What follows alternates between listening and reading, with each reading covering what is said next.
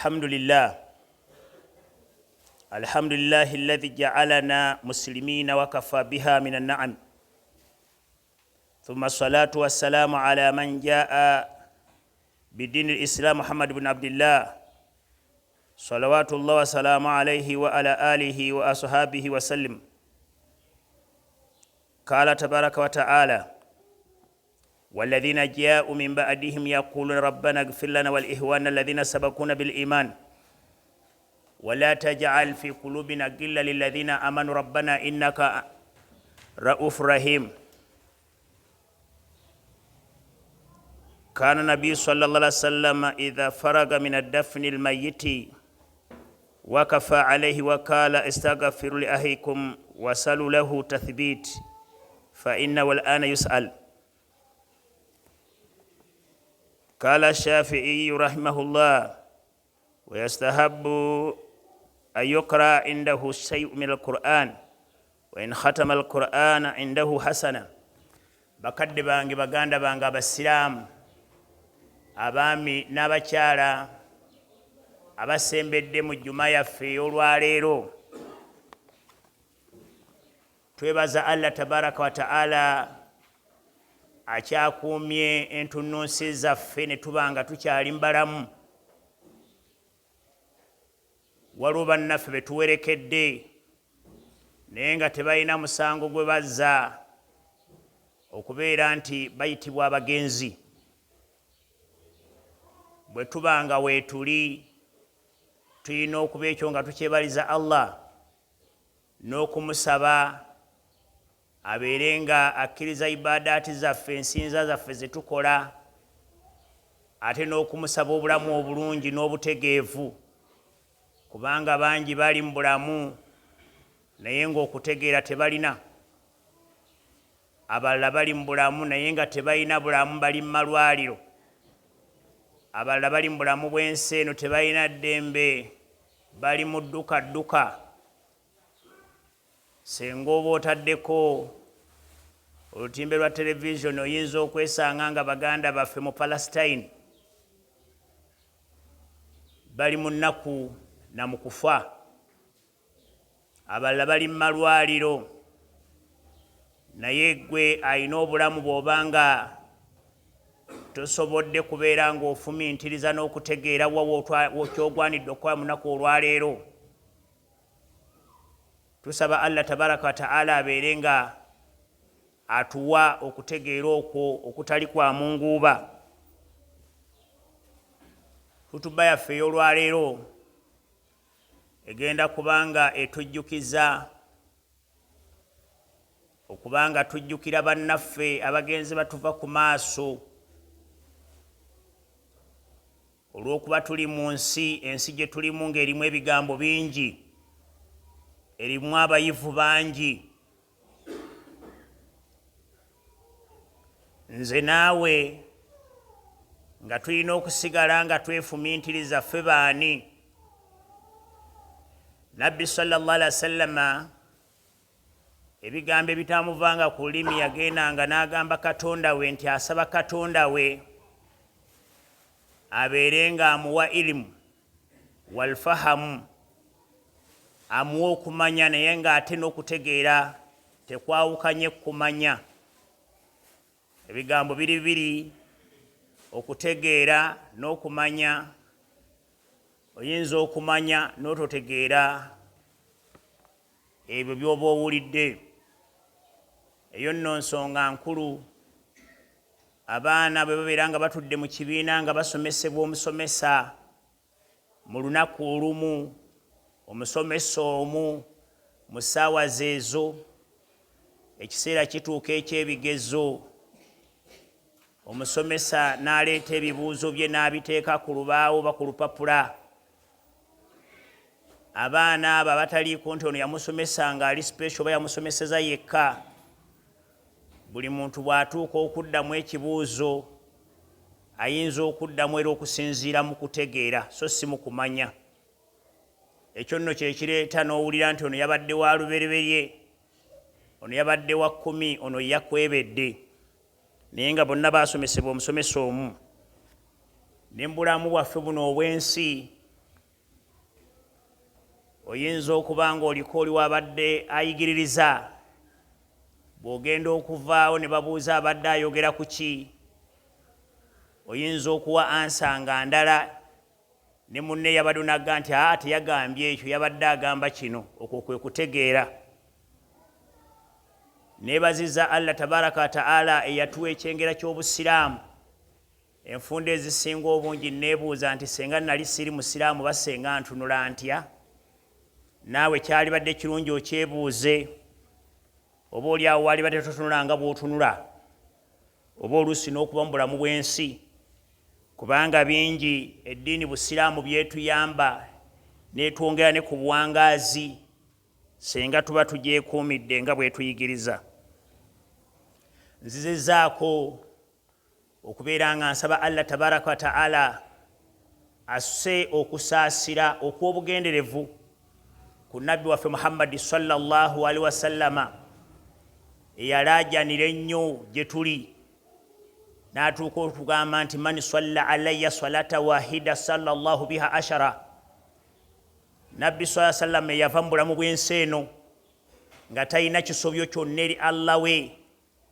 era Allah we nga yamugamba nti gufira laka ma takaddama min dhambika wa ma ta'akhara naye yagenda okuva mu bulamu bw'ensi nga atukuutidde abasiraamu okubeera nga buli ssaawa tumusabira bwe twogera ekigambo kusaalira kiyinza obutajjayo bulungi makulu naye yagamba nti man swalla alayya salata wahida omuntu ansabira nze Muhammadi mutabani wa Abdallah olusabira lumu sallallahu biha ashara Katonda amusaasira ensaasira 10 awo nno waliwo ekyokuyiga Muhammadi ayagala okumusabira yaani ate nange ayinza okugamba nti munsabiranga nzaani mu aya endala Allah tabaraka wa taala n'agamba walakum fi rasulillahi uswatun hasana walakum fi rasulillahi uswatun hasana muyina ebyokuyiga muyina ebyokulabirako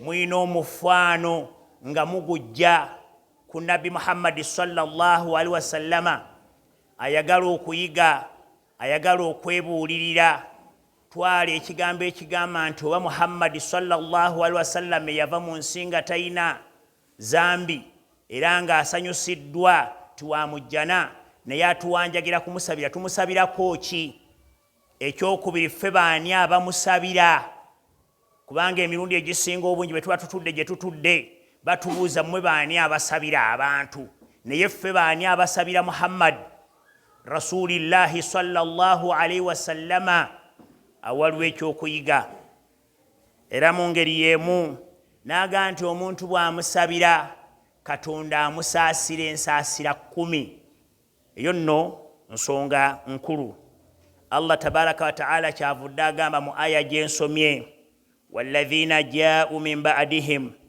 n'abo abajja oluvannyuma lwa nabbi Muhammadi sallallahu alaihi wasallama ne basahaba be yakuluuna abayina okufumintiriza abayina okumanya abayina obutegeevu bagamba mu kusaba kwabwe nga badde basaba rabbana ayi Katonda waffe igfiru lana tusonyiwe ffe wal ihwani nasife ffe kawazira ne baganda baffe alladhina sabakuna bil iman abatukulembera mu ddiini eno busiraamu ekigambo ekyo bannaffe abatukulembera mwe muli nabbi Muhammad sallallahu alaihi wasallama mwe muli baswahaba be mwe muli abalwana entalo z'eddiini mwe muli bajjajjaffe mwe muli bakitaffe mwe muli basengaffe mwe muli bannyinaffe kubanga aya egambye walakum fi rasulillahi uswatun hasana muyina ebyokuyigirako muyina ebyokukopperako nga mukoppa ku Muhammadi sallallahu alaihi wasallama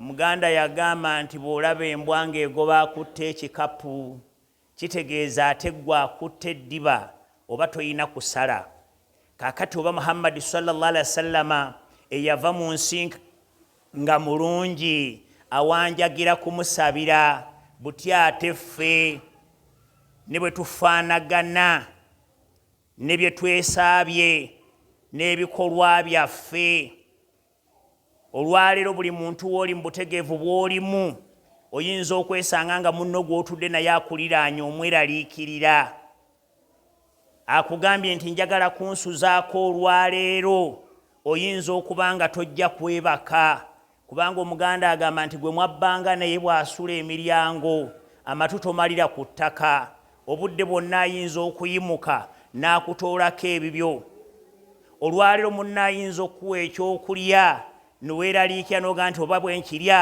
kye ŋŋenda okukomako Rasuulu sallallahu alaihi wasallam yagamba tekyaliyo ntalo zigenda kutabaala busiraamu zibukkakkanye zibuwangule wazira entalo olusigadde olutalo lujja kuba mu basiraamu bennyini be bajja okudobonkanya obusiraamu bwabwe ate bajja kubeera basiraamu abamanyi bajja kuba bambala ekkanzu n'entalabuusi nga bwenfaanagana kaakati awo eŋŋambya nti ayambadde empale n'essaati nnyinza okulowooza nti asinga nze ayambadde ekkanzu n'entalabuusi kubanga nabbi yali ayogera ku nsonga yaga nti attakuwa haahuna okutya Allah kuli mu kifuba omukristaayo n'aga nti yeekaalo ya Mukama eri mu kifuba bannange tweddaabulule ekyokuyiga kye ŋŋambye nti ekyokusabiragana kikulu nnyo Rasuulu bw'aba agamba munsabire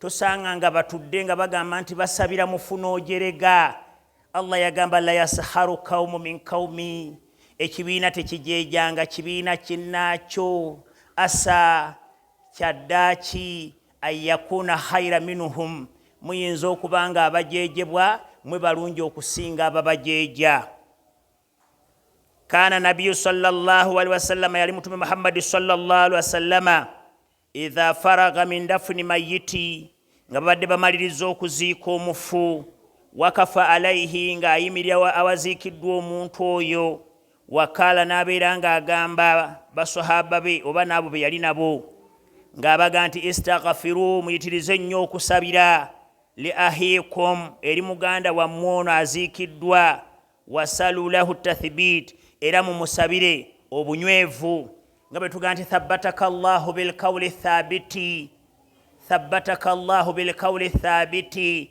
yuthabbitu Allah alladhina amanu bilqawli thabiti ti Mukama Katonda akunyweze n'ekigambo ekinyweza qawli la ilaha illa Allah Muhammadur Rasulullah ala dhalika khulikina ekigambo ekyo kwe twatonderwa wa ala dhalika mitna era ku kigambo ekyo kwe tujja okufiira wala dhalika bu'thna era ku kigambo ekyo kwe tujja okuzuukirira naga nti kalimatani ebigambo bibiri kalimatu la ilaha illa Allah Muhammadur Rasulullah law wudi'a ala kaffati almizan senga kiba kiteekeddwa ku minzaani ekigambo ekyo wal arda wa ma fiha ensi n'ebigirimu nayo neeteekebwa ala kaffati almizan neeteekebwa ku lwa minzaani olulala malati bihinna kalimatu la ilaha illa Allah eddunia teyalisitudde ekigambo kya la ilaha illa Allah Muhammadur Rasulullah kyekigambo ekyo yensonga lwaki kijja kulimi lwaffe nga tubadde tuli awali munnaffe afudde ng'era nniya zaffe ziga nti oba olyawo empeera yonna eneeba evuddemu ezitoye empeera za munnaffe gwe tuwerekera yagamba nti muyitirize nnyo okusabira omuntu ono fa innahu al'ana yus'alu kubanga ali mu kubuuzibwa ekigambo ekyo tekikoma wali ku kabbuli Rasuulu we yakyogerera wazira okusabira munnaffe kigenderera okuva lwaziikiddwa paka lwe tunaabanga naffe tussizza ogwaffe wazira ate omulala mu kutegeera ayinza oga nti kyakomaawo Rasuulu yagambye nti munnammwe mutaddeyo kale naawe bamusabirira naye ate olwaleero era tumala okumuteekayo tudduka misinde ate tudduka emisinde bwe tusanga abagambye nti akati bannange tukuŋŋaane tusabire munnaffe nti eyo bidde ambi nnyo nnyo Rasuulu sallallahu alaihi wasallam yagamba nti man sanna sunnata hasanata fil islam omuntu yenna atandikawo ekikolwa nga kirungi naye nga kiri munda wa busiraamu falahu ajruhu afunamu empeera yaakyo wa ajru man amila bihi era n'afuna ne percentage kwabo ababeera bakiyimirizaawo amakulu bo bannaffe abaatusooka baalaba ekigambo kino Rasuulu kye yayigiriza nti munnaffe okumusabira tekikoma ku kabbuli omuntu asabirwa paka lwagenda ekyamalo kiribeerawo. Ekyokulabirako, bw'oba ogenda kufuna mukyala, omukyala olumufuna mu kubawoowa, omukyala asabirwa. Ate gwe omusajja ne mukyala wo nga muli mu ofiisi yammwe waluwereddwa gy'osaba naye ng'egenda ku mwana, Allahumma jannibni shaitan wa jannibu shaitana fima razaktana, era okusabira muntu tayi Mukama Katonda twesambise sitaani, nekyonooba otuwadde kyesambise sitaani. Bwe bukeera enkya era omuntu n'azaalibwa, okukola akiikatan, ekya akiika okusalira omwana akiika kuba kusabira mwana, era omuntu asabirwa. Bwe bugenda ekeera enkya omuntu ono bw'abanga abadde avudde mu bulamu bw'ensi era asabirwa, nga bano bwe Nabbi Muhammad sallallahu alaihi wasallama.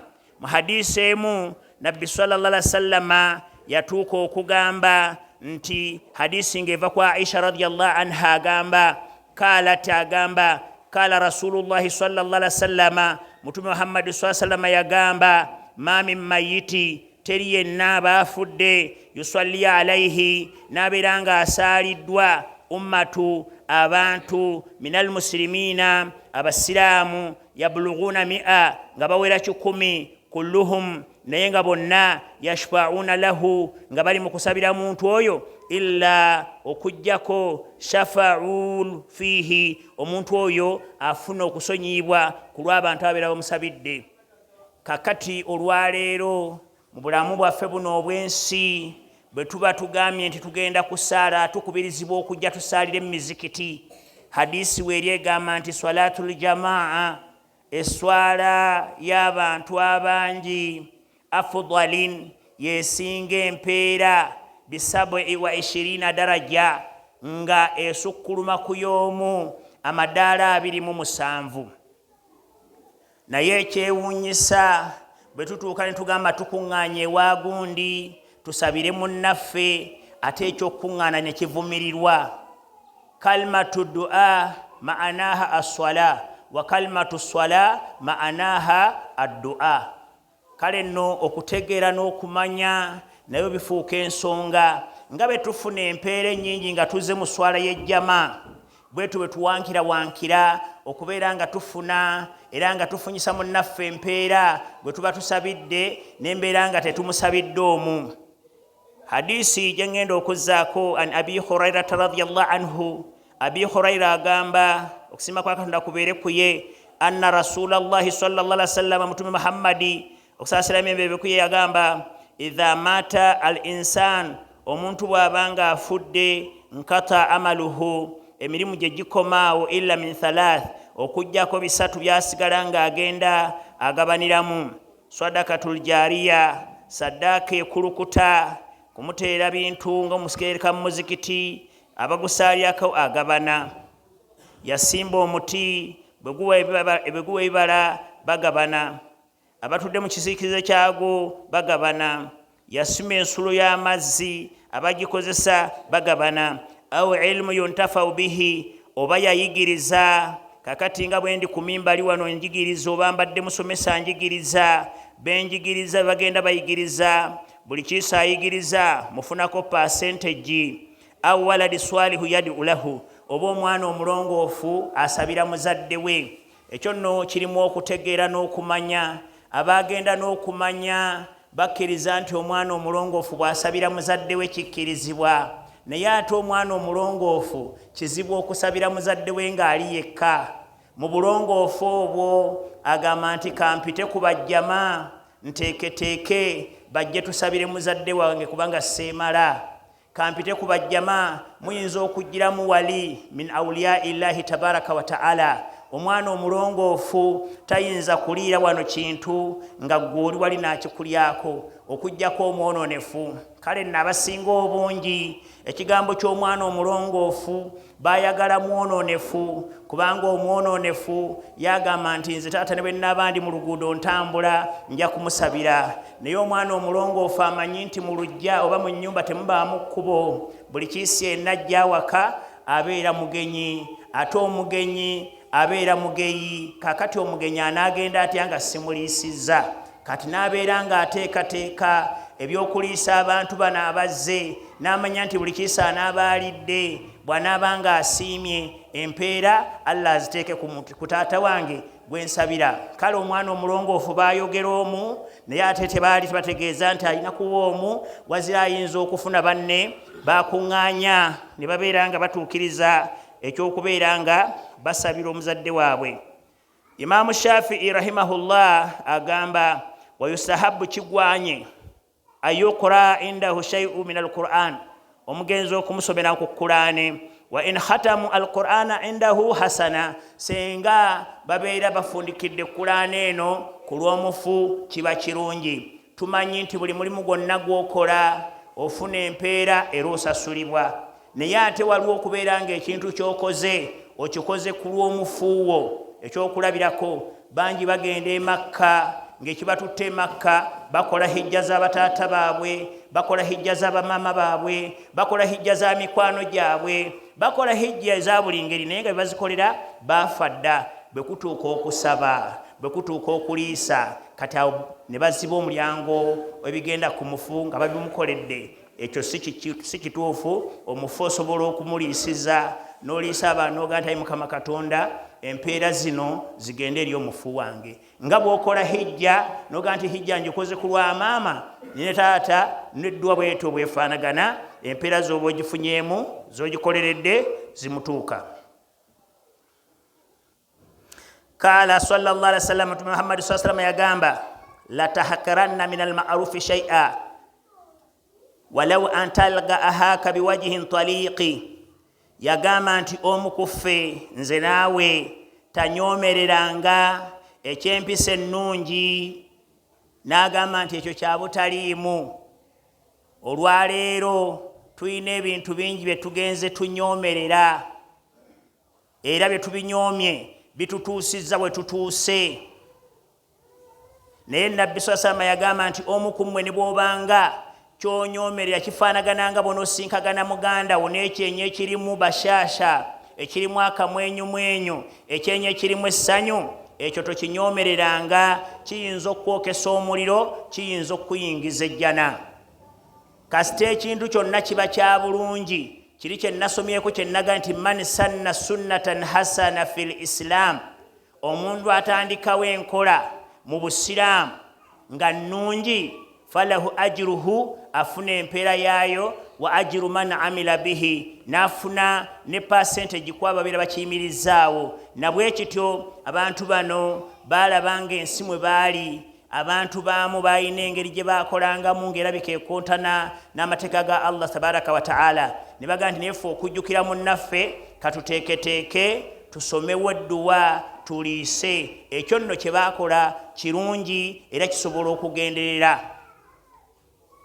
Waliwo ebintu ebyewuunyisa mu mulembe guno, nammwe nga mujja kwewuunya. Ramadhaani buli lwetuuka seminars zitegekebwa, kyokka Ramadhaani tebaagiraalisa eggulo. Nkadde yadda, naye bw'ogenda okutunuulira Ramadhaani engeri gye bagijjukizaamu abantu, tewaliiwo njawulo n'engeri abantu gye babajjukizangamu al-Isra wal Mi'raj. Naye al-Isra wal Mi'raj abantu bagamba nti yuli haramu eri bid'a okugibuulira abantu. So nga ne Rasul sallallahu alaihi wasallam bwe yagenda al-Isra wal Mi'raj, bwe yakomawo yatuuza basahaba be. Naye Ramadhan emaze emyaka egiwera, Nabbi yagenda okuva mu nsi ng'asibya Ramadhaani 9, n'olwaleero bakyala alika bayimaamu nti tujja kuba ne semina egindi, naye buli kisajja ajja n'akantu. Kale nabwe kityo nga Ramadhaani bw'ebeera nti ejjukizibwa abantu, ne Mi'raj kyalibadde kirungi ejjukizibwa abantu, kubanga y'ensibuko y'eddiini y'Abasiraamu, okutegeera Obusiraamu bwajja butya na biki ebiri mu ggulu erisooka paka mu ggulu erisembayo. Ekyo abaakikola ekyokunnyonnyolanga Mi'raj kye kimu ku kyempisa ennungi kye ŋŋambye tekyalibadde kirungi okukinyoomerera. Olunaku lumu Nabbi sallallahu alaihi wasallam bwe yali ne basahaba be baali bagenda mu Banu Quraidha, kyeyava agamba basahaba be la yasalliyanna ahadukum salata al-asr illa fi Banu Quraidha, nti teba n'omu asaala salatu al-asr, ekiseera kyali kya salatu al-asr, teba n'omu asaala salatu al-asr nga tuli wano e Madiina okujjako tujja kusaala nga tutuuse Banu Quraiza. Kyewuunyisa baswahaba abamu balabika nga basaala. Bo bategeera ekigambo kya Rasuuli munda waakyo, tebaatwala kya kungulu. Abaategeera ekigambo kya Rasuuli kungulu waakyo tebaasaala. Bwe batyo abaasaala baamala ne bagenda n'olugendo lwabwe. Bwe batuuka mu Banu Quraiza, baswahaba bano abataasaalidde Madiina baasaala. Bwe bamala okusaala babuuza Rasuulu sallallahu alaihi wasallama, ya Rasulallah, ma baaluka ala haulai sallu hinama kunna fil Madina. Rasul, abasaalidde Madiina oboogerako ki?